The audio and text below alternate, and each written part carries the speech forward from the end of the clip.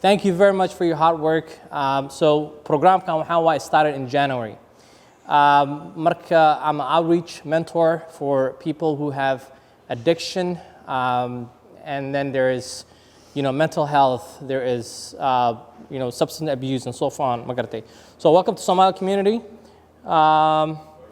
Mental health, alcohol and drug addiction workshop. What is addiction? Addiction maxaa waaye?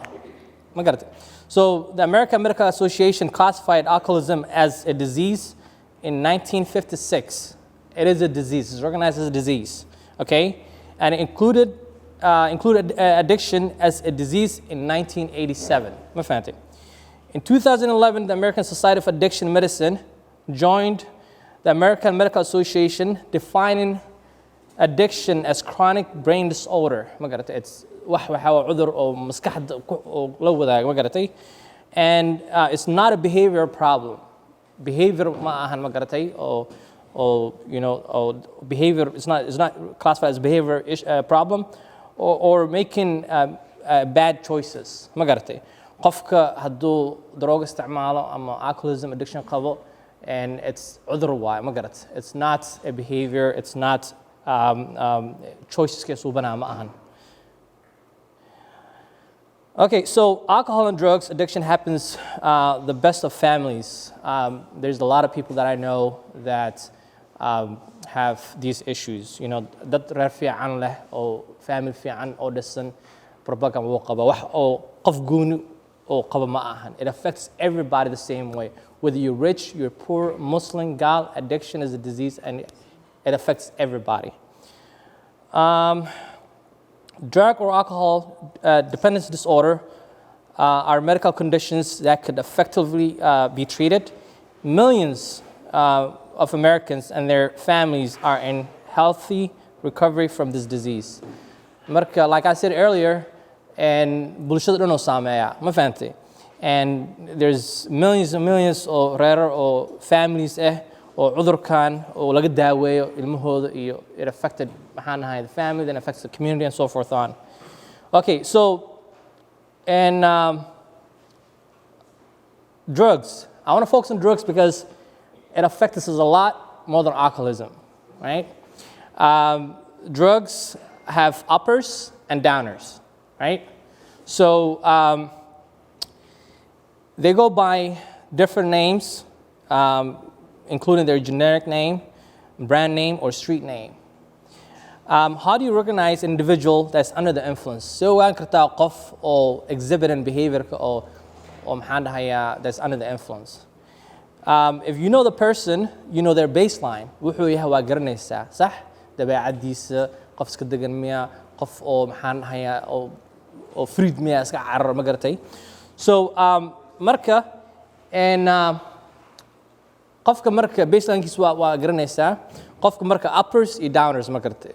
Also uppers waxa waaye marka wuxuu qofka qaato waxa waaye they're very antsy, going around, they do the same thing, they move the chair back and forth ma garatay. That's not a normal behavior. Okay? A downer is also a behavior where the person slouches over.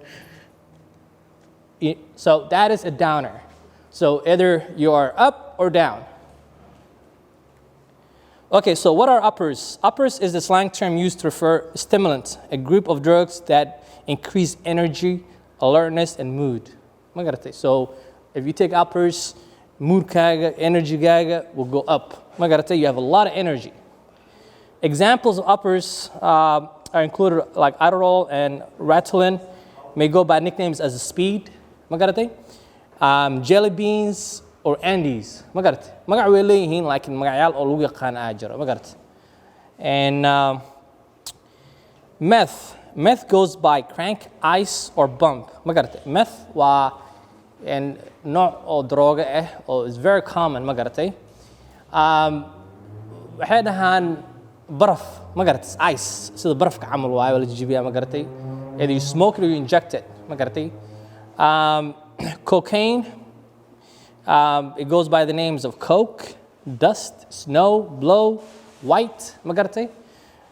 Those are all uppers. Now, downers is depressant. Magarte, qofka markuu depressed yahay magarte, there's illegal depressants magarte oo qofka markuu anxiety qabo oo xogaa qaboojinayo.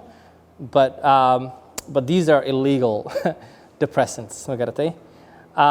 It is sedative affected by slowing down the messages sent and received between the nervous system and the brain. It kind of slows you down.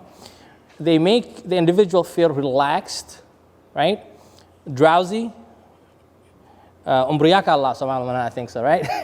Drowsy and often highly effective at minimizing feeling of pain.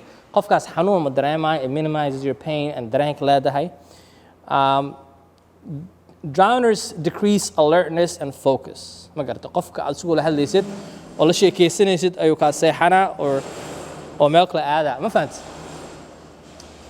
And depressant, it slows down the central nervous system functioning as breathing. And nervous system or the way normal person and decreases the heart rate. Your heart rate goes, slow and slow and slow. This can cause low oxygen levels. This can cause a low level of oxygen in your body, which is going to result you going in a coma. If you breathe down, the distribution of blood to your organs, kind of slows down, and slowly you'll stop breathing, your heart stops, and so forth on, right? A lack of oxygen is the biggest risk of abusing downers. When too great of dose is taken, the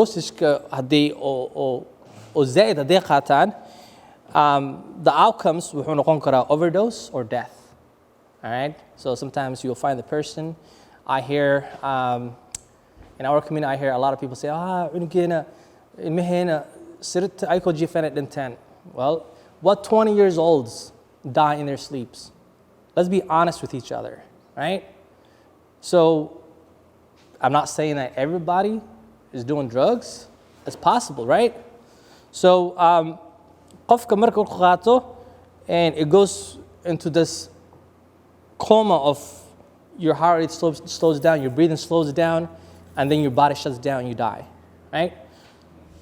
Downers. What our nicknames or downers is extremely beneficial. Xanax,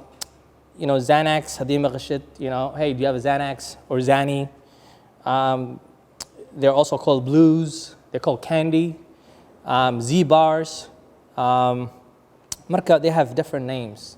So like, hey, you got some candy or Z-bars, definitely that should alert you. I got it. Combining uppers and downers. There are some people that either take uppers or downers, right? The person could be up and happy, or the person could be umbriaco, right? But dad waxay jiro oo isku dhex qasaan. All right? So if you taking meth and you have been awake for 3 days, 4 days, 5 days, okay, you start hallucinating, you start hearing things, you start seeing things because your body is not functioning the way it's supposed to be functioning, right? So they realize that, and they will take something or downer and like heroin, right? Heroin brings you down. So always they're going up and down trying to find that balance. So people mistakenly believe that the effects of one type of drug will cancel each other out, but that's not the way it works, right? Because you always, if you go too low, you want to go up. Now you go up, you want to come down. They often do this to even out. This could cause accidental overuse of one type of drug. You are simply trying to manipulate your state of mind. You know what I mean? So now I'm going to take heroin. Now you're going down, you want to go up. And more likely would cause an overdose, which was going to result death if you don't reverse the overdose. Now, fentanyl. Fentanyl is cheap. I have seen some people say that, you know what, this is the worst drug on the market right now on the streets. Literally by a touch of it is going to kill you. Just a touch of it is going to kill you. Imagine using it. It usually comes from China, but it's very common drug in our community, and a lot of people have died. Okay. Marka, I'm going to share a video with you guys. Marka, please bear with me.